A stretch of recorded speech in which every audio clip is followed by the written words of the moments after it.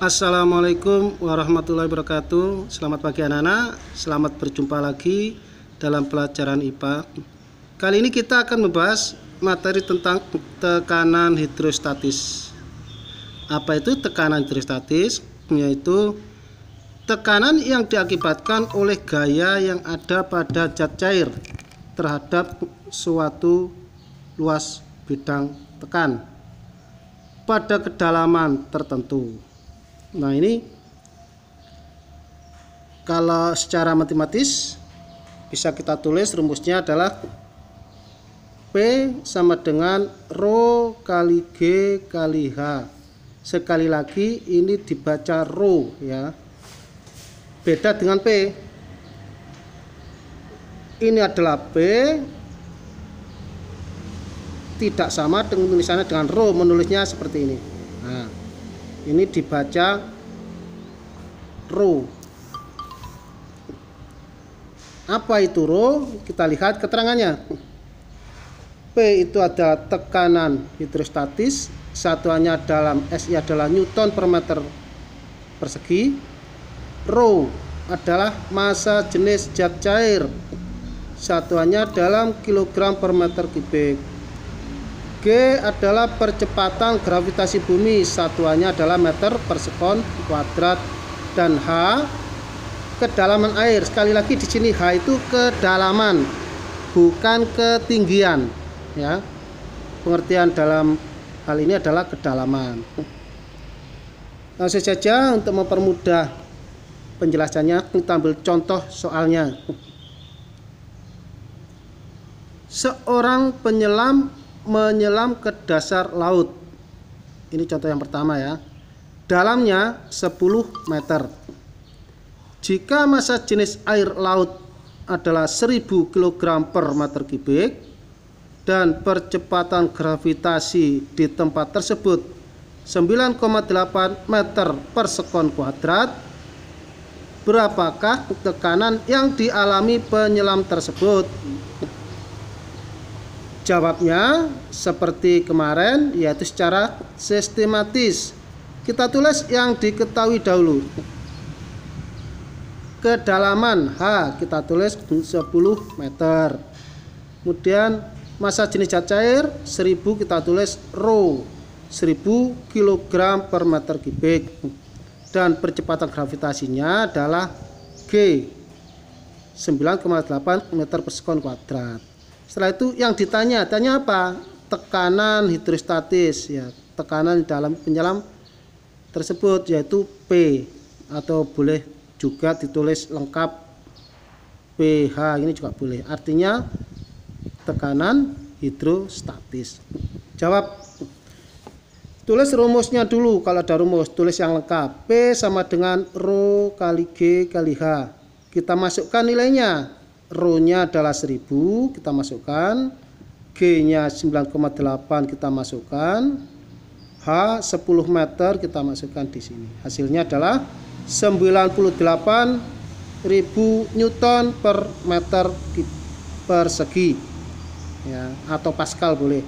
Ini adalah tekanan yang dialami penyelam. Dan anak, kemudian yang kedua adalah materi mengenai hukum Pascal. Bunyi hukum Pascal itu, tekanan diberikan pada suatu zat cair dalam ruang tertutup atau dalam suatu wadah akan diteruskan ke segala arah dengan sama besar. Misalnya saja kita punya satu buah bak ya, atau wadah, sepet lah, atau alat suntik gampangnya ya. Di sini bisa pakai alat mendorongnya. Di sini diisi air. Ini kita tutup lubangnya. Kita tekan, beri dengan gaya F, maka di sini ada tekanan ya, yang menekan ke segala arah. Menekan ke kanan, atas, kiri, bawah dengan tekanan P yang sama ya, karena dalam zat cair dalam wadah tertutup. Bagaimana kalau wadahnya sekarang saya modifikasi seperti bejana berhubungan? misalnya seperti ini. Nah, kita tutup. Diisi zat cair, misalkan air. Di sini kita beri tekanan, maka zat cair ini memberikan tekanan ke kiri, ke bawah, ke kanan, atas, ke segala arah dengan gaya yang besar, dengan tekanan yang sama. P1 sama dengan P2 sama dengan P3 ya. Di sini P1 sama dengan P2 sama dengan P3. Ya, itu modifikasinya seperti itu. Kemudian kalau ini kita beri sebuah piston, misalkan kita modifikasi lagi. Ini tabung pertama, ada pistonnya dengan luasan A1. Di sini dengan luasan A2.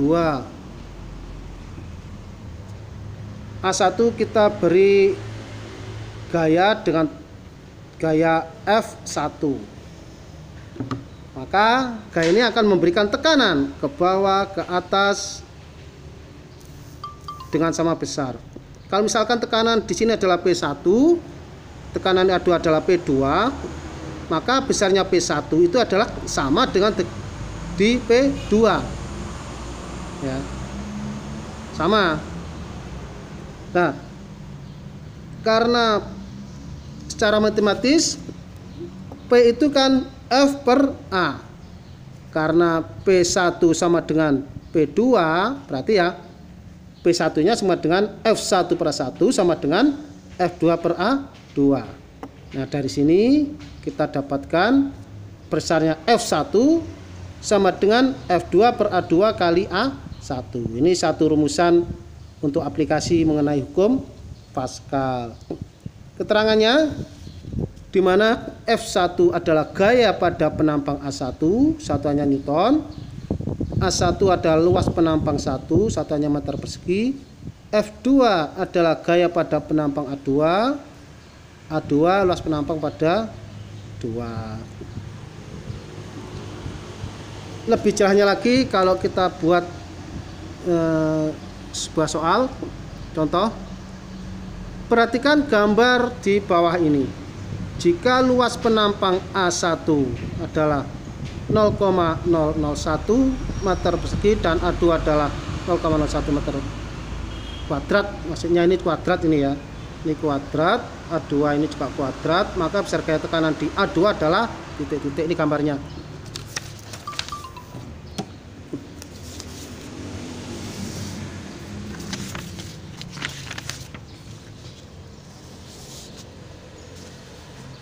Nah, ini mengerjakannya ditulis diketahui. Yang diketahui adalah A1 besarnya adalah 0,001 meter kuadrat. Kemudian A2 adalah 0,1 meter kuadrat. Kemudian apalagi di gambar itu diketahui F1 nya adalah 100 Newton. Dan yang ditanya adalah F2 nya berapa? F2 nya sama dengan titik-titik. Baru jawabnya tulis rumus tadi dengan lengkap. Rumus yang mana? Ini rumusnya ya. Bahwa F1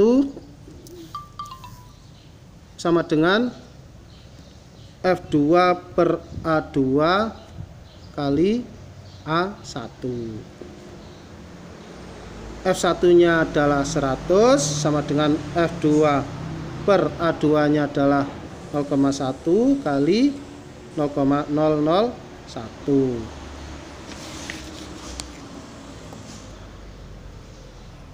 F2 nya sama dengan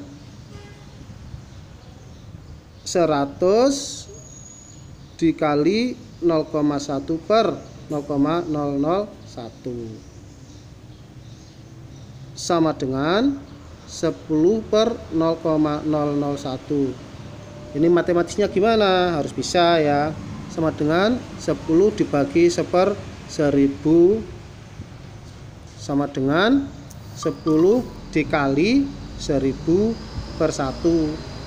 Hasilnya adalah 10.000 Newton. Nah, itu anak-anak sekalian cara mengerjakan hukum Pascal ya. Nah, kemudian untuk tugas hari ini dengan cara yang sama, coba kalian kerjakan tugasnya. 1. Seorang penyelam menyelam ke dasar laut yang dalamnya 6 meter. Jika massa jenis air laut 1000 kg per meter kubik dan percepatan gravitasi di tempat tersebut 10 meter per sekon kuadrat, berapakah tekanan yang dialami penyelam tersebut? Ini sama dengan contoh yang tadi. Nomor 2. Luas penampang dongkrak hidrolik masing-masing A1-nya sekian, A2-nya sekian. Jika gaya pada masukan penampang 1 ada 5 Newton, berapa gaya keluarannya atau pada penampang 2 maksimumnya? Ini juga identik dengan contoh soal tadi. Saya kira itu anak-anak untuk pelajaran hari ini. Semoga kalian paham. Saya akhiri, assalamualaikum warahmatullahi wabarakatuh.